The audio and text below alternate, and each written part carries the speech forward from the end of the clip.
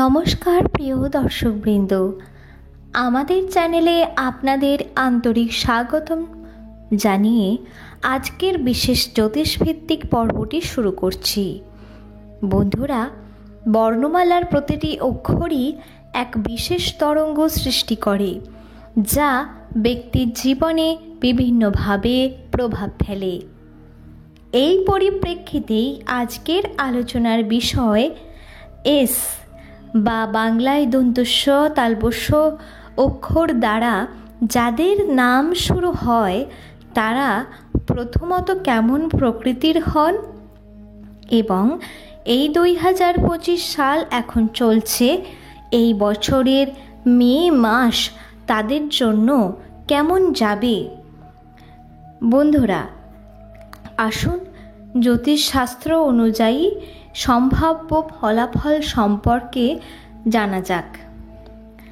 S অক্ষরের ওপর numerology অনুযায়ী সংখ্যাতত্ত্ব 3 এর প্রভাব বিদ্যমান, যার শাসক গ্রহ হল বৃহস্পতি।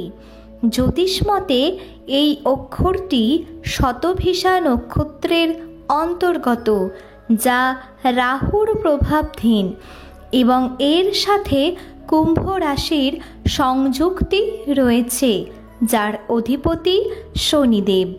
এই গ্রহগুলোর সম্মিলিত প্রভাবে এস নামধারীরা সাধারণত বুদ্ধিমান, কর্মঠ, আধুনিক চিন্তাধারা এবং মাঝে মধ্যে বিলাসপ্রিয় হয়ে থাকেন।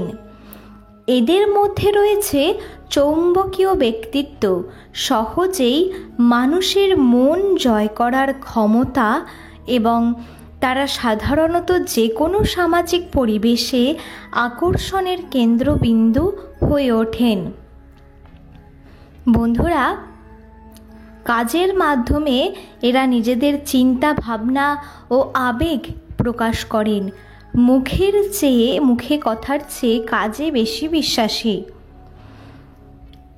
এই মাসে পারিবারিক জীবনে কিছু মিশ্র অভিজ্ঞতা হতে পারে। হয়তো মাসের শুরুতে পরিবারের কাছ থেকে সহায়তা এবং পরামর্শ পাওয়া গেলেও মাসের শেষ ভাগে মতবিরোধ দেখা দিতে পারে, বিশেষ করে পৈতৃক সম্পত্তি সংক্রান্ত বিষয়গুলিতে। পিতামাতার শারীরিক স্বাস্থ্যের কারণে কিছুটা মানসিক চাপ তৈরি হতে পারে, কিন্তু মাসের শেষে আপনি উন্নতি দেখতে পাবেন আপনার জীবনে। ভাই বোনদের সঙ্গে সম্পর্কের অবনতি এড়াতে আপনার সংযত আচরণ প্রয়োজন। ছাত্রছাত্রীদের জন্য এই মে মাস অত্যন্তই শুভ হতে পারে, বিশেষ করে যারা উচ্চশিক্ষা কিংবা গবেষণার সঙ্গে যুক্ত আছেন। মনোযোগ ধরে রাখতে পারলে সাফল্য অর্জন সম্ভব। চাকরিজীবীদের জন্য মাসটি সুফলদায়ক, এমনকি বিদেশে কাজের সুযোগ আসতেও পারে।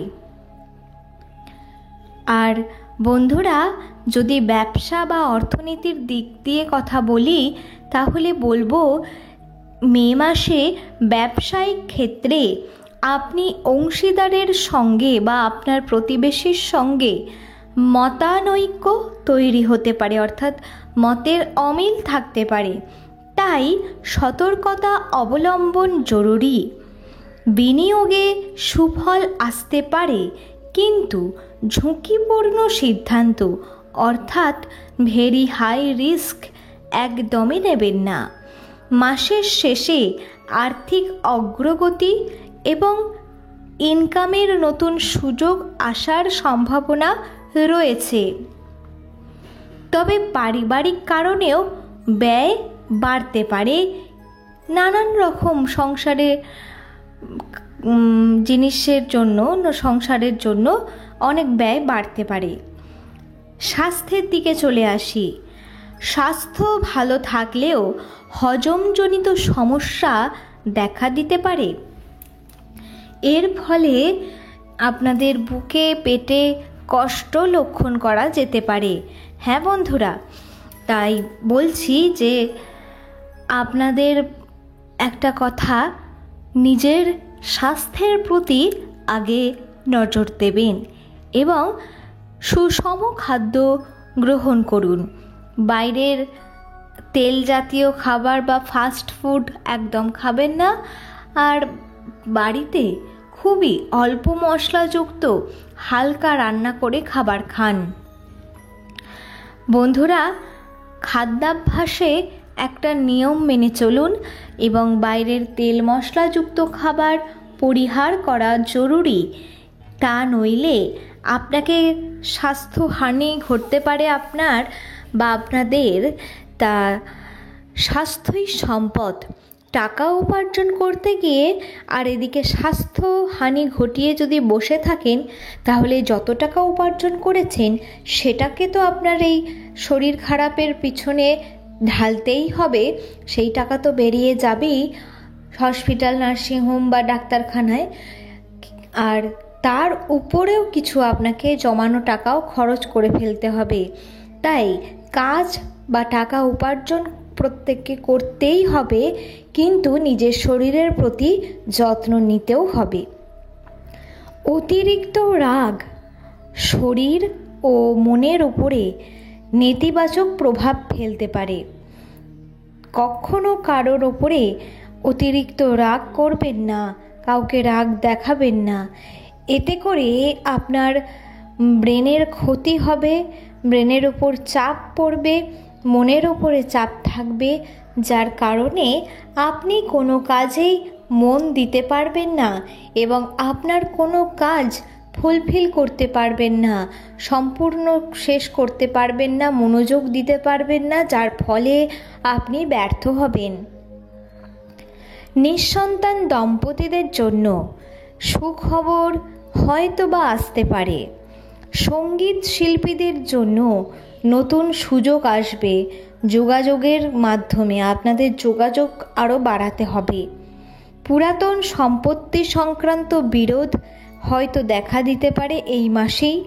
সতর্কতার সঙ্গে পা ফেলা উচিত। যারা আগের থেকেই আইনগত জটিলতায় জড়িয়েছিলেন, তারা কিন্তু মুক্তির সম্ভাবনা দেখতে পাবেন। এই মাসটি আপনার জীবনে খুব ভালো ফল বয়ে আনবে তা কিন্তু নয়, আবার একেবারেই যে অবনতির দিকে ঠেলে দেবে তাও নয়, মিশ্র ফল দেবে। কখনো আপনার সামনে আসবে উন্নতির সুযোগ, কখনো কখনো অনেক চ্যালেঞ্জের মুখোমুখি আপনাদের হতেই হবে। তাই প্রত্যেকটি পদক্ষেপে ভেবে চিন্তে পা ফেলবেন আর সিদ্ধান্ত নেবেন সচেতনভাবে। দৈনিক রাশিফল অনুসরণ করতে পারেন, তাহলে আপনি সঠিক পথে এগিয়ে যাওয়ার জন্য আগের থেকে সঠিক পরিকল্পনা করে রাখতে পারবেন। আজকের ভিডিওটি যদি আপনাদের উপকারে এসে থাকে, তাহলে একটি লাইক দিন এবং কমেন্টে আপনাদের মতামত লিখে জানান। আপনি ঈশ্বরের আশীর্বাদ লাভ করুন, এই কামনাই করি। পরবর্তী ভিডিওতে পুনরায় দেখা হবে এবং ততক্ষণ পর্যন্ত সুস্থ থাকুন, ভালো থাকুন।